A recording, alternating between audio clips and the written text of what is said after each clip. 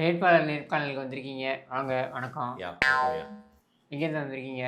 ஐயா திருவாரூர்லேருந்து வந்திருக்கீங்கய்யா. திருவாரூரா? Very good, very good. எங்கே, எப்படி வந்தீங்க? ஐயா ட்ரெயினில் தான் ஐயா. அது ட்ரெயினில் வந்திருப்பீங்க, அது எப்படி வந்தீங்க ட்ரெயினில்? ஐயா அந்த பாத்ரூமில் உட்காந்துட்டு வித்தவுட்டில். ரயில் கக்கூஸா? சரி சரி. ஆ, என்ன படிச்சிருக்கீங்க? ஐயா நெஞ்சுக்கு பீதி இந்த மாதிரி நிறைய புத்தகங்களை படிச்சிருக்கேன். வாழ முடியாதவர்கள்? அது இன்னும் படிக்கலையா, முரசொலி படிச்சுட்டு இருந்தேன். எப்படி? படங்கள்லாம் பார்க்குற பழக்கம் இருக்கியா? அப்படி? என்ன படம்? கடைசியாக பெண் சிங்கம், பொன்னார் சங்கர் இந்த போன்ற படங்கள்லாம் பார்த்தையா. பெண் சிங்கத்தில் என்ன சீன் உங்களுக்கு ரொம்ப பிடிக்கும்? ஐயா அந்த டிக்கெட் மட்டும் வாங்கிட்டு படத்தை பார்க்க முடியாமல் எல்லாருமே தெரிச்சு வெளில ஓடினாங்கய்யா, அந்த சீன் தான் ஐயா பிடிக்கும். சரி, என்ன சாப்பிட்டீங்க? ஐயா பரவாயில்ல, அர்ஜென்ட்டாக தயிர் வடை சாப்பிட்டோம் ஐயா. காசு கொடுத்து வாங்கினீங்களா? இல்லையா, தலைவர் சமாதிக்கு போனாங்க, டெய்லி அவர் தயிரோட. அதுதான் நான் பார்த்தேன், யூ ஆர் செலக்டட். இது மாதிரியான ஒரு உடன்பரப்பான உளுத்தம் பருப்பை தான் நாங்கள் எதிர்பார்த்துக்கிட்டோம். ஐயா நன்றியா. நெக்ஸ்ட். வணக்கம், வாங்க. வணக்கம் தளபதி. சரி, எங்கேருந்து வந்திருக்கீங்க? நம்ம கள்ளக்குடியிலேருந்து. ஓஹோ, அப்படியா? போராட்டம் ஏதாவது பண்ணியிருக்கீங்களா? தண்டவாளத்துலலாம் தலை வச்சு படுத்துருக்கேன். ட்ரெயின் வந்திருக்காது. சரி, வேற? வேறு வந்து நம்ம இந்த பிரியாணி கடையில் பாக்ஸிங் பண்ணுறது. Very good. அப்புறம் அந்த மெரினாவில் அங்கே போயிட்டு கை வைக்கிறது, இந்த வேலையெல்லாம் நம்ம மகளிர் அணி கூட்டத்துலலாம் போய் அது சும்மா லைட்டாக இடுப்பை மட்டும் சும்மா செக் பண்ணி பார்த்தோம் தலைவர், வேற ஒன்றும் இல்லை தலைவர். அதை மட்டும் செக் பண்ணி பார்த்தோம் தலைவர். ஆமாம். சரி, அப்புறம் வேற என்ன தகுதிகள்? தலைவர் அதான் நம்ம அண்ணா யூனிவர்சிட்டி தான் படித்தேன். ஓ, அந்த சாரா? ஆமாம் தலைவர், அது நாம தான். பிரியாணி கடையில் பாக்ஸிங் போடும்போது கொஞ்சம் எசக்க புஸ்கா மாறிடுச்சு. அப்புறம் நம்ம இந்த வான்கோழி அதெல்லாம் படிச்சிருக்கேன் தலைவரே. அதெல்லாம் படிச்சா இங்கே தான் போகணும். ஆமாம் தலைவரே, இந்த மாதிரி தகுதிகள்லாம் இருக்கு, இன்னும் நிறைய வளர்த்துக்கலாம்னு நினைக்கிறேன் தலைவரே. Very good, very good. ஆமாம் தலைவர். மாவட்ட செயலாளராக வரலாம், ஏன் நாளைக்கு திமுகவில் ஒரு அமைச்சராக கூட வரலாம், அத்தனை தகுதியும் இருக்கு தலைவர். நம்ம அப்பா நமக்கு ரொம்ப பிடிக்கும். இந்த ஐஸ் ஃப்ரூட் விவகாரம் ஏதாவது இருக்கா? இல்லை தலைவரே, அதெல்லாம் நம்மளுடைய முன்னோடியெல்லாம் இருக்கும்போது நாம மிஞ்சக்கூடாது. இல்லை தலைவர், கற்றுக்கணும், இதெல்லாம் கற்றுக்கிட்டாதான். கண்டிப்பாக தலைவரே. Anyway, you are also selected. வணக்கம் இடபலம் நேயர்களே. படையப்பா படம் பார்த்துருக்கீங்க. அதில் எல்லாருமே சொத்தை வந்து இழந்தோடனே சிவாஜி வந்து பார்த்தீங்கன்னா வீட்டை விட்டு வெளில போவார். கடைசியாக ஒரு வாட்டி அப்படின்னு சொல்லிட்டு அந்த படிக்கல்ல போய் உட்காந்து அந்த தூணை கட்டி பிடிப்பார். அந்த மாதிரி நம்ம முதல்வர் கடைசியாக ஒரு வாட்டி யாரை கட்டி பிடிச்சார்? ஏங்க தூணை கட்டி பிடிக்க போனாருங்க. சரி, அப்போ அவருக்கு பின்னாடி அவரோட படம் இருந்துச்சுன்னு சொல்லிட்டு அவர் கட்டி பிடிச்சிருக்கும் போது எந்திரிக்க சொல்லி அந்த படத்தை கிழிச்சிட்டு போயிருக்காங்க அவர் முன்னாடியே. என்னதான் இருந்தாலும் நம்ம தமிழ்நாடு கால்பந்து முதல்வர் வச்சு அவர் கால்பந்து முதல்வருங்க. கால்பந்து இல்ல, கால்பந்து முதல்வருங்க. அந்த அவர் உட்கார்ந்துட்டு இருக்கும் போதே அந்த அவரோட போட்டோ எல்லாம் கிழிச்சது, அவர் சிரிச்சிட்டு இருக்க முகத்தை வந்து பாத்தீங்கன்னா வந்து ஒரு மாதிரி கண்ணீரோட பாக்குறதுக்கு ரொம்ப கஷ்டமாயிருச்சு. அதாவது குண்டு இருக்கிற சோடா, குண்டு இல்லாத சோடா அப்படின்னு சொல்லுவாங்க தெரியுமா வடிவேலு காமெடியில. அந்த மாதிரி குண்டு இருந்த சோடா, அதிகாரம் இருந்த சோடா. இப்போ நம்ம சுடாலின் குண்டு இல்லாத சோடா, சரியா? அதாவது காப்பந்து முதலமைச்சர். சரி, இப்போ என்னன்னா தேர்தல் தேதி அறிவிச்சதுக்கு அப்புறமா பார்த்தீங்கன்னா பொந்துல இருந்து வரக்கூடிய பாம்புகள் மாதிரி வந்து எல்லாருமே சோசியல் மீடியால தங்களோட கூக்குரல்களை கொட்டோன்னு கொட்டிட்டு இருக்காங்க. என்னன்னா, நீங்களே யோசிச்சு பாருங்க, சிமரிங் ரேஜ்னு சொல்லுவோம். அதாவது இத்தனை ஆண்டுகளாக அடக்கி வைத்திருந்த கோபம், இத்தனை ஆண்டுகளாக அடக்கி வைத்திருந்த அந்த ஒரு என்ன சொல்ற உணர்வுகள், இதெல்லாமே வந்து நேற்றுக்கு பீரிட்டு வந்துருச்சு. இது வரைக்கும் நான் பார்த்துருக்கேன், we have seen elections. இது வரைக்கும் தேர்தல் இந்த மாதிரி, அதாவது ஒரு கட்சி தோக்கும்பொழுது பட்டாசு வெடித்து கொண்டாடுவாங்க, தோத்துருச்சு அப்படின்னு ரிசல்ட் வரும்போது பட்டாசு வெடித்து கொண்டாடுவாங்க. தேர்தல் அறிவிப்புக்கே பட்டாசு வெடித்து கொண்டாடுறாங்கன்னா அது வந்து இந்த ஆட்சி தான். சரியா? அந்த அளவுக்கு ஒரு விழாக்கோலம் போட்டிருக்கு. என் ஃப்ரெண்ட் எல்லாம் ஒரு மாசமா ஆளை காணோம். நேற்று வந்து அவனோட சோசியல் மீடியா போட்டிருக்கான், நான் தூங்கவே என்று நினைத்தாயோ அப்படின்னு சொல்லிட்டு மீசியை முறுக்கிட்டு ஒரு ஃபோட்டோ போட்டிருக்கான். அவனுக்கு இந்த அரசாங்கத்து மேல அவ்வளோ எதிர்ப்புன்னு சொல்லிட்டு அதுதான் சொல்றேன் நான். இது மாதிரி நம்மள மாதிரி ஒரு 2 பேர் தான் தொடர்ந்து சொல்லி பேசிக்கிட்டு இருக்கோம். ஆமா, நம்ம எதை பற்றியும் கவலைப்படல, நம்ம பேசிக்கிட்டு இருக்கோம், சரியா? ஆனால் இது வரைக்கும் பார்த்தீங்கன்னா அடக்கி வாசித்தவர்கள் கூட, அமுக்கி வாசித்தவர்கள் கூட இன்னைக்கு எல்லாரும் நான் வீழ்வேன் என்று நினைத்தாய் பாடுபடுது சார். அதாவது இந்த பாரதியார் பாவம் உண்மையிலே ஏதோ ஒரு எண்ணத்துல நான் வீழ்வேன் என்று நினைத்தாயும் எழுதிட்டாரு. என்ன பொம்பளை கேஸில் உள்ள போனவங்க கூட பார்த்தீங்கன்னா நான் வீழ்வேன் என்று நினைத்தாயோ அப்படின்னு போடுறான் பெயிலில் வந்துட்டு. ஏங்க சரியா? நாதஸை திட்டாதீங்க, அவன் நம்மள ஒரே செட்டு அப்படிங்கிற மாதிரி. இல்ல, என்னதான் நான் திமுக நீங்க சொல்ற நபர்களை நான் இந்த சொல்றேன், general பொதுவா ஆ, சொல்றேன். பொதுவா. யாரா இருந்தாலும் நான் வீழ்வேன் என்று நினைத்தாயோ, அன்னைக்கு மாணிக்கம் தாகூர் பார்த்தீங்கன்னாக்கா நான் வீழ்வேன் என்று நினைத்தாயோ அப்படின்னு போடுறாரு. மாணிக்கம் தாகூருக்கு என்ன பிரச்சனை இருக்க முடியும்? திமுகல சீட்டு கிடைக்கலன்றதுக்கெல்லாம் வீழ்வேன் என்று நினைத்தாயோன்னு பாரதியை எழுப்பீங்களா? எனக்கு புரியலையே இது.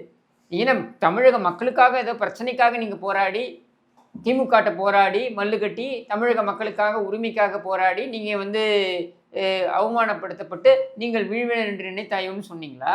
இல்ல, உன் கட்சிக்கு சீட்டு வரணுன்றதுக்காக நீ வீழ்வேன் என்று நினைத்தாயோன்னு சொல்லுவியா? எனக்கு புரியலையே இது. எது எப்படியோங்க, இப்ப தேர்தல் வந்து மீனா கணந்தசாமி வராங்க. வரேன். அதுக்கு 4ஆம் தேதி வந்து தேர்தல் முடிவுகள் வந்து வரும்னு சொல்றாங்க. அன்னைக்கு வரைக்கும் பாத்தீங்கன்னா என்ன பொறுத்த வரைக்கும் இது ஒரு சூரிய கிரகணம் தான் அப்படின்னு தான் சொல்லணும். அடுத்த 39-40 நாட்கள் சூரிய கிரகணம் தான். ஏன்னா சூரியன் பாதி மறைக்கப்பட்டது அப்படிங்கிற மாதிரி. மீதியும் மறைக்கப்படும். மீதி மறைக்கப்படுமா? ஆமா, மீதியும் மறைக்கப்படும். ஏன்னா இது போக போற அரசு அப்படின்றது எல்லாருக்குமே தெரியும். ஆனா எல்லாருமே பொதுவா நான் பேசக்கூடிய ஆட்கள் கூட என்னன்னா, நம்மளால பேச முடியல. நிறைய பேர் என்னை வந்து பாராட்டும் பொழுது சொல்லக்கூடிய விஷயம், அதை நான் ஒரு பாராட்டாவே எடுத்துக்கல. நான் உண்மையிலேயே வந்து பரிதாபப்படுறேன், வருத்தப்படுறேன். என்ன சொல்றாங்கன்னா, எங்களால் பேச முடியாத நீங்க பேசுறீங்க அப்படின்ட்டு. எல்லாராலையும் பேச முடியணும், அதுதான் ஒரு ஜனநாயகம். ஆமா, எங்கால நல்லா ஏத்தி விட்டு அவரை மட்டும் மாட்டி விட பாக்குறீங்களா எல்லாம்? அப்படி இல்லைங்க. என்னன்னா நீ தப்பி தவறி சரி அப்படி நடக்க வாய்ப்பே கிடையாது. ஆனால் அப்படி நடக்குதுன்னு வச்சுப்போம். தப்பி தவறி திமுக வந்தாலும், இதை நான் 2019 சொன்னேன். என்ன நிறைய பேர் கேட்டாங்க, ஸ்டாலின் ஆட்சிக்கு வந்தால் என்ன செய்வீங்கன்ட்டு. நிறைய பேர் வந்து அவரது ஜாதகத்தில் அவர் ஆட்சிக்கு வர முடியாதுன்றாங்க, அதுன்றாங்க. நான் அதெல்லாம் நம்பலை. சரியா? ஸ்டாலின் ஆட்சிக்கு வருவதற்கான வாய்ப்பும் இருக்குது. ரபரி தேவி வரும்போது ஸ்டாலின் வர முடியாதா?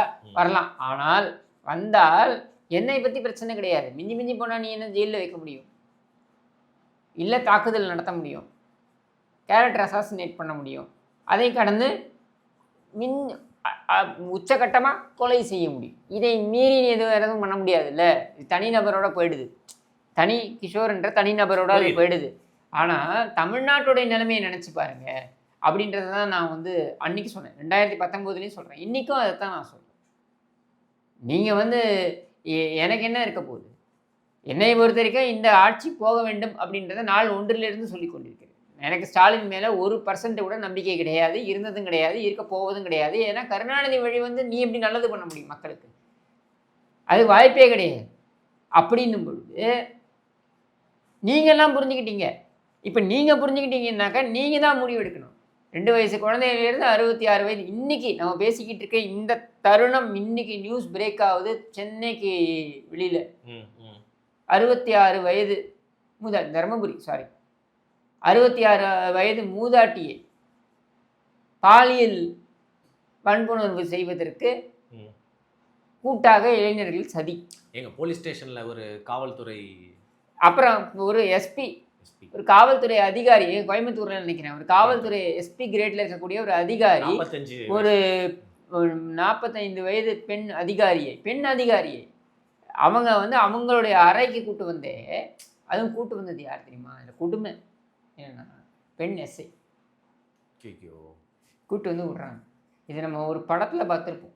இவரு இந்த தலைவாசல் விஜய், அது ஏன் ட்ரெண்டிங் ஆயிட்டேன்னு இப்பதான் புரியுது எனக்கு. அந்த ஒரு படத்துல குஷ்பு இருப்பாங்க, வடிவேலு எல்லாம் இருப்பாங்க. அந்த படத்துல விந்தியா அந்த பாதிக்கப்பட்ட பெண்ணான ஒரு கேரக்டர்ல அவங்க நடிச்சிருப்பாங்க. சரியா? இது அப்படியே பார்க்குறோம், நம்ம நடக்குது. அது எப்போ வந்தது இந்த படம்? 90s வந்து இந்த படம். இன்னைக்கு அது அப்படியே நடக்குது. 2026 நம்ம இருக்கோம். சரியா? ஓப்பனாக நடக்குது. அப்போது காவல்துறையாலையும் நமக்கு பயனில்லை, காவல்துறையிலேயே பிரச்சனைகள். அப்போ இப்படி இருக்கக்கூடிய ஒரு ஆட்சி தேவையா அப்படிங்கிற எண்ண ஓட்டத்தை மக்கள் தான் முடிவு பண்ணணும். அதனால தான் சொல்கிறேன், மற்ற சமயத்துலலாம் வாக்கு எண்ணிக்கை நடந்து தேர்தல் ரிசல்ட் வந்த அன்றைக்கி தான் எல்லோரும் கொண்டாடுவாங்க, பட்டாசு வெடிப்பாங்க. ஆனால் இந்த ஆட்சி தேர்தல் தேதி அறிவிக்கப்பட்டதே வந்து இவங்க என்ன சொல்கிறாங்க, முடிவுரைக்கான தேதி அப்படின்ற அளவுக்கு போயிட்டாங்க. #ByBy Stalin, ByBy Stalinன்றது வந்து அன்றைக்கே முடிவு பண்ணிட்டாங்க. அண்டு நீங்கள் இது திணறாங்க. திமுக ஏன் திணறாங்க தெரியுமா? இது வரைக்கும் மீடியாவையும் சோஷியல் மீடியாவையும் கண்ட்ரோல் பண்ணி வச்சுருந்தாங்க. இன்றைக்கி எவன் வேணும் வரான். இல்லை இந்த மீடியாவை பற்றி உங்ககிட்ட எனக்கு நிறைய சந்தேகங்கள் வந்து கேட்கணும். அந்த கோட் ஆஃப் கான்டாக்ட் பற்றியே கேட்கணும். அதுக்கு முன்னாடி நீங்கள் ஏற்கனவே மென்ஷன் பண்ண அந்த மீனா கந்தசாமி அவங்கெல்லாம் பார்த்தீங்கன்னா திமுக அரசாங்கத்தோட நல்லா வந்து ஏன் வராங்க தெரியுமா? Meena Kandasamy is expected to be, அவங்க வந்து ரொம்ப போல்ட் லேடி. அவங்க வெளியில வந்து பேசுறாங்கன்னா இப்போதான் வெளியில வந்து பேசுறாங்க. இது கோட் ஆஃப் கண்டக்ட் வந்ததுக்கு அப்புறம் அவங்க பேசுறாங்க அப்படின்னா நீங்க யோசிச்சு பாருங்க எந்த அளவுக்கு அழுத்தம் இருக்கணும் எல்லாருக்கும். என்ன பின்னணியா இருக்கும்? ஏன் வந்து அவ்வளவு குமுறாங்க? இவ்வளவு பெரிய ஒரு பத்தி எழுதியிருந்தாங்க அவங்க. திமுக இத்தனைக்கும் திமுக அரசாங்கத்தோட ஒரு காலகட்டத்தில் இணைந்து செயல்பட்டவங்க தான் அவங்களாம். அவங்கெல்லாம் வெளில வராங்கன்னா என்னங்க? ஏங்க நீ இன்னைக்கு திமுகவை திட்டிக் கொண்டிருக்கின்ற வசைபாடி கொண்டிருக்கின்ற பெரும்பான்மையான நபர்கள் பார்த்தீங்கன்னாக்கா திமுகவால் பலனடைந்தவர்கள். இவங்கெல்லாம் தான் இன்னைக்கு திமுகக்கு எதிராக பேசிக்கிட்டு இருக்காங்க. சரியா? என்னன்னு பேசுறாங்க? இவ்வளவு மோசமா இருப்பாங்கன்னு எதிர்பார்க்கல. இதைத்தான் நாங்கள் முதலேன்னு சொல்றோம். அந்த டாக்டர் இருப்பாங்களே ஷாலினி, அவங்களே வந்து அவங்க என்ன தெரியுமா சொன்னாங்க? வலதுசாரிகள் கூட என்ன இந்த அளவுக்கு வந்து விமர்சிச்சது இல்லை. ஆனா திமுகவினர் வந்து அதனாலதான் சொல்றோம் திமுக ஒட்டுமொத்த சமுதாயத்திற்கே அபாயம். இது திமுகன்றது நீங்க ஒரு கட்சி, இப்போ உங்களுக்கு ஒரு கட்சியோட பிடிப்பு இருக்கலாம், எனக்கு ஒரு கட்சியோட பிடிப்பு இருக்கலாம், 2 பேரும் கருத்து பரிமாற்றம் செஞ்சுக்கலாம். இது வேற. திமுக அப்படி கிடையாது. அவங்க சகட்டு மேனிக்கு எல்லாரையும் அசிங்கப்படுத்துவது, அவமானப்படுத்துவது, இதை வந்து ஒரு பொழப்பாகவே முழு நேர வேலையாகவே பண்ணிட்டு இருக்கக்கூடியவங்க. அப்போ நீ வந்து சமுதாய பொறுப்பு அப்படின்னு சொல்லிட்டு நீ சமூக நீதி முற்போக்கு என்றெல்லாம் நீ வந்து இந்த கும்பலை போய் நீ ஆதரிச்சனா இந்த கும்பல் நாளைக்கு எதிரியே திரும்பும். இதுதான் இந்த கும்பலுடைய வழிமுறை. ஆனா இவ்வளவு அவுட்ரேஜ் நான் எதிர்பார்க்கலங்க. எல்லாருமே இவ்வளவு வந்து கமிங் அவுட் விசில் ப்ளோயிங் பண்ணிட்டாங்க ஒரே ஈவினிங்ல. நான் அது ஏன் தெரியுமா நடக்குது? திமுக இத்தனை நாள் அடக்கி வைத்திருந்தது. அவங்க சைக்கலாஜிக்கல் வார்ஃபேர் தாங்க இது. இவங்க பண்ணது என்னன்னா உளவியல் ரீதியாக எல்லாரையும் அமுக்கி வைத்தது, அடக்கி வைத்தது. எப்படின்னா எது சொன்னாலும் கைது செய்திடுவோம். கிஷோர் சாமி ஏன் கைது செய்யணும்? சவுக்கு சங்கர் ஏன் கைது செய்யணும்? மாரிதாஸ் ஏன் கைது செய்யணும்? நிறைய பேர் ஏர்போர்ட் மூர்த்தி ஏன் கைது? இவங்களெல்லாம் கைது செய்யறது ஒவ்வொரு முறையும். ஏன் விஜய்க்கு ஆதரவாக பேசிய விஜயுடைய ரசிகர்கள் இருக்கக்கூடியவங்க அளவுக்கு மீறி பேசுறது, தவறாக பேசுறதுலாம் நீ வான் பண்ணி விட்டுருக்கலாம். நீ கைது செய்யணும் அப்படின்னு குண்டர் சட்டம் போடுற அளவுக்கு நீ கொண்டு போறன்னா ஏன் போடுற? ரொம்ப சிம்பிள். என்னன்னா இதை போட்டால் மற்றவங்கலாம் பேசுறதுக்கு பயப்படுவோம். அவனை பார்த்து நம்மளும் கொஞ்சம் நம்மளாம் சைலண்டாக இருப்போம். இப்போ மாடல் கோட் ஆஃப் கான்டக்ட் வந்தோடனே இதை முதல்ல உடச்சி விட்டதுனால தான் இன்னையோட முடிஞ்சுது. உன் கதை முடிஞ்சுது. உன்னுடைய அந்த அதிகாரம் துணி இதெல்லாமே முடியுது இன்னையோட அப்படின்னு சொன்னதுக்கப்புறம் பார்த்தீங்கன்னா ஆளாளுக்கு வெளில வந்துட்டாங்க. ஆளாளுக்கு பேச ஆரம்பிச்சிட்டாங்க. யாரெல்லாம் பப்ளிக் ஸ்பேஸில் வந்து நம்ம பேசினா பிரச்சனை ஆகிடுமோன்னு நினைக்கிறவங்க கூட இப்போ பேசுவோம், பரவாயில்ல, சந்தோஷம் அப்படின்ற ஒரு இடத்துக்கு வந்துட்டாங்க. இதுதான் திமுகவுடைய புரிந்து கொள்ள வேண்டியது. நான் திமுகவுக்கு அட்வைஸாகவே நான் கொடுக்க வேண்டிய அவசியம் கிடையாது. இது ஒரு தீய சக்தி, அது ஒழிய வேண்டிய ஒரு சக்தின்னு நினைக்கக்கூடிய நான் இருந்தாலும் நான் சொன்னது ஏன்னா அவங்க ஆட்சி அதிகாரத்தில் இருந்ததுனால. திமுகவுக்கு மிகப்பெரிய எதிரி யார் தெரியுமா? திமுகவில் இருந்து தான் திமுகவுடைய மீடியாவை ஹேண்டில் பண்ணுறேன்னு சொல்லிட்டு ஒரு கும்பல் உட்காந்துக்கிட்டு தின்னுகிட்டு இருக்கு. அந்த கும்பல் உண்மை எதையுமே திமுகவுடைய தலைமைக்கு கொண்டு போய் சேர்க்காமல் பார்த்து கொண்டது. சரி, இன்னொரு இன்ட்ரெஸ்டிங்கான விஷயம் நீங்கள் உங்களோட ட்வீட்டில் எனக்கு பார்க்க நேர்ந்தது. இந்த ராஜீவ்காந்தி பிரச்சனையில் வந்து பார்த்தீங்கன்னா ஒரு உதயநிதி ஸ்டாலின் கூட க்ளோஸாக இருக்கிறதுனால கனிமொழியும் ஆராசாவோட சம்மந்தப்பட்ட அந்த கேங் அந்த குரூப் தான் வந்து பார்த்தீங்கன்னா அவர் மாட்டி விட்டதா. இதனால கனிமொழியும் ஆராசாவும் எல்லாருமே வசைபாடுறாங்க உள்ள. இதை பற்றி கொஞ்சம் சொல்லுங்க. கனிமொழிக்கும் ஸ்பெக்ட்ரம் ராஜாக்கும் வேறு வேலை இல்லையா? இது மாட்டி விட்டது யாரு, அனி ட்ராப் பண்ணது யாரு அப்படின்னா அவங்களுடைய அந்த மாணவர் அணியில் இருக்கக்கூடிய பூ பெயர் கொண்ட ஒரு நபர், ஒரு பெண்மணி. அதுக்கப்புறம் எழிலரசன் இருக்கான் பாருங்க, 1000 லைக்ஸ் எம்எல்ஏ. அவன் வந்து அவனை வந்து ஓரம் கட்டினதுனால அவன் ரொம்ப நாளாக காத்திருந்து அவனை ஓரம் கட்டுறதுக்கு ஒரு அணி ட்ராப் பண்ணாங்க. இப்போ அவன் காலி பண்ணணும் இவனை அப்படின்ட்டு இவன் ஒரு அணி ட்ராப் பண்ணி தேன்கிண தடுத்து இவர் கால்கடியில் இவனை இது பண்ணிட்டான். இதுதான் நக்கறதுக்கு போகுமே, மாட்டிக்கிச்சு. தேனுங்கிற ஒரு வார்த்தை பயன்படுத்த நக்கறது போகுது. கருணாநிதியே சொல்லியிருக்காருங்க 84ல். கருணாநிதியோடைய டயலாக் என்ன தெரியுமா? நாங்கள் என்ன செய்யறோம், குரங்கையை தானே நக்கினோம் சொல்லியிருக்காரோ, குரங்கையை நக்க மாட்டானா அப்படின்ட்டு. நீ கண்டதையும் நக்குவ சரியா, ஆனால் இதுக்கெல்லாம் அவனை ஓட்டு போட்டுற முடியுமா? ஸோ ரொம்ப நாள் நக்கல் வாட் எவர் ஏன்னா சரியா. இப்போ என்ன இங்கே என்னன்னா ராஜீவ்காந்திக்கு பிரச்சனை, ராஜீவ்காந்தியோட சுற்றி இருக்கக்கூடிய நபர்கள். அது மட்டும் இல்லாமல் ராஜீவ்காந்திக்கு நேர் எதிர்பார்த்தில் கட்சிக்குள்ளே இருக்கக்கூடிய நபர்கள். இவங்க தான் விகடன் வரைக்கும் கொண்டு போகிறாங்க. இல்லை விகடன் பப்ளிஷ் பண்ணுமா? ஒரு தரவு இருக்கிறதுனால மாலை மலர், விகடன் இது எல்லாத்துலையும் எப்படிங்க வருது? இந்தியன் எக்ஸ்பிரஸ்ல என்ன போட்டிருக்காங்க பார்த்தீங்களா? ஏங்க திமுகவுடைய ஆஸ்தான அல்லக்கையாக பார்க்கப்படுகின்ற ஆங்கில ஊடகங்களில் பார்க்கப்படுகின்ற தன்யாராஜேந்திரன் போடுறாங்க நியூஸ் மினிட். வி கிளாரிஃபைடு, நாங்கள் போய் அங்கே விசாரித்ததில் ஆமாம் இவர் பற்றி நிறைய இந்த மாதிரியான புகார்கள் இருக்கின்றன இவர் மீது அப்படின்னு அவங்க சொல்கிறாங்களே. அப்போ இது கட்சிக்குள்ளேருந்து செய்யப்பட்ட வேலை தானே. பல தேன்கிண்ணங்கள் காலியாக்கப்பட்டிருக்கு. அவங்க பார்த்துட்டு இருப்பாங்களா? நீ கருணாநிதியையும் இந்த கும்பலையும் அவ்வளோ மோசமாக பேசிட்டு அங்கே நீ வந்து முன்னிலைப்படுத்தப்படுவதை எத்தனை நாள் அவங்க ஏற்றுப்பாங்க? கரெக்ட், அடிச்சு விட்டாங்க.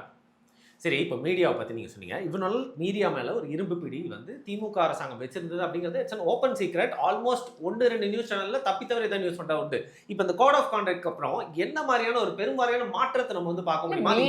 மீடியா மாறும்னு நான் நினைக்கல. சரியா? ஏன்னா மீடியாவில் இருக்கக்கூடிய இம்ப்ளான்ட் பண்ணப்பட்டிருக்கின்ற இவங்களில் கார்த்திகை செல்வன் மாதிரியான சீஃப் எடிட்டர்ஸ், கார்த்திகை செல்வன் மாதிரியான மீடியா பிம்பெல்லாம் இருக்காங்க இல்லையா, இவெல்லாம் மாற மாட்டான். சரியா? ஆனால் நான் பார்க்குறது என்னென்னா, சோஷியல் மீடியாவில் நீங்கள் மிகப்பெரிய அளவில் வந்தது பாருங்கள், அந்த ஒரு எதிர்ப்பு அலை வந்தது பாருங்கள்.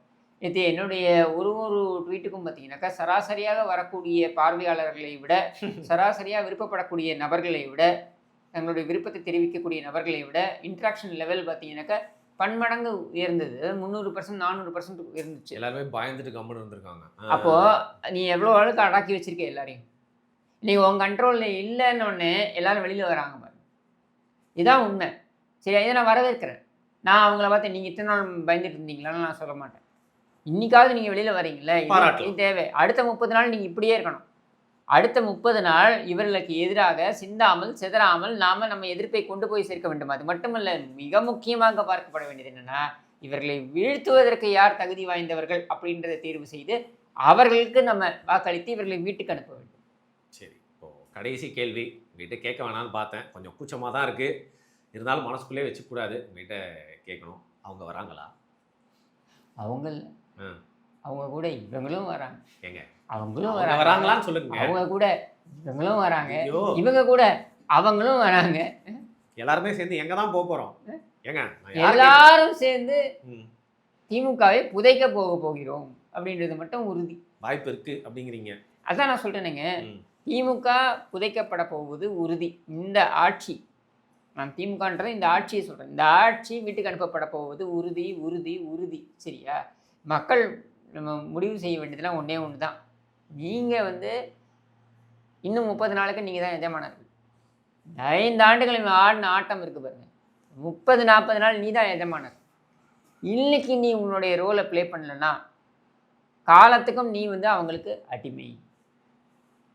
அடுத்த இன்ப நிதி, அதுக்கப்புறம் ஒரு துன்ப நிதி, அதுக்கப்புறம் ஒரு துயர நிதி, இப்படி எல்லா நிதிகளும் வந்து நம்ம கதையை முடிச்சிடும் என்பதை நீ புரிந்து கொண்டால் மக்கள் புரிந்து கொள்வார்கள் என்று நான் நம்புகிறேன். சரிங்க, அவங்க வராங்களோ இல்லையோ, இல்லை இவங்க வராங்களோ இல்லையா, பார்த்த நீங்கள் என்ன பண்ணுறீங்கன்னா மறக்காமல் சேனல் சப்ஸ்கிரைப் பண்ணிவிட்டு உங்களுடைய பொன்னான கருத்துக்களை கீழே கமெண்ட் பண்ணிட்டு போங்க. மிக்க நன்றிங்க.